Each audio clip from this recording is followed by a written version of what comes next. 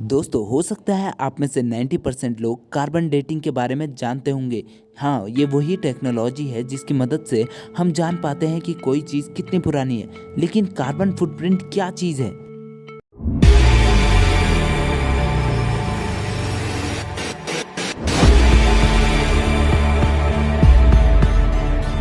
तो दोस्तों सबसे पहले हम समझते हैं कार्बन फुटप्रिंट असल में होता क्या है। तो आप कार्बन फुटप्रिंट को ऐसे समझ सकते हो कि ये हमारा कर्म है, यानी हमने अपनी पूरी लाइफ में कितना कार्बन यूज किया है, और इसे आप कह सकते हो footprint of carbon used by us. लेकिन दोस्तों अगर आप लोगों को लगता है कि आपका कार्बन फुटप्रिंट काफी ज्यादा कम है तो आप लोगों को ये चीज जान लेनी चाहिए कि ऐसा बिल्कुल नहीं है, क्योंकि इसे हम एक एग्जाम्पल की मदद से समझने की कोशिश करते हैं। मान लो आपके पास एक कार है, तो आप ये सोचते हैं कि आपका carbon footprint is equal to जो पॉल्यूशन आप उसको यूज करके यानी फ्यूल बर्न करके होगा वो आपका कार्बन फुटप्रिंट है। लेकिन असल में जो प्रोडक्शन से लेके उसका एक्सपोर्ट होने तक का सफर है वो सब कुछ आपके कार्बन फुटप्रिंट के अंदर आता है। यानी कंपनी में वो कैसे बना होगा, उसके बाद उसको यूज कैसे किया गया है, उसको ट्रांसपोर्ट कैसे किया गया है, ये सब चीज़ इंक्लूड करके आपका कार्बन फुटप्रिंट बनता है। पर दोस्तों अब आप लोगों के मन में एक सवाल आ रहा होगा कि हम अपना कार्बन फुटप्रिंट कम कैसे कर सकते हैं। तो दोस्तों इसको मैं बॉयकॉट से बिल्कुल रिलेट नहीं करने वाला हूँ, क्योंकि अगर आप किस चीज को कम कंज्यूम करोगे तो भी आप उसको बैलेंस कर सकते हो, लेकिन उसे कम नहीं कर सकते हो। और कम करने का एक आसान तरीका है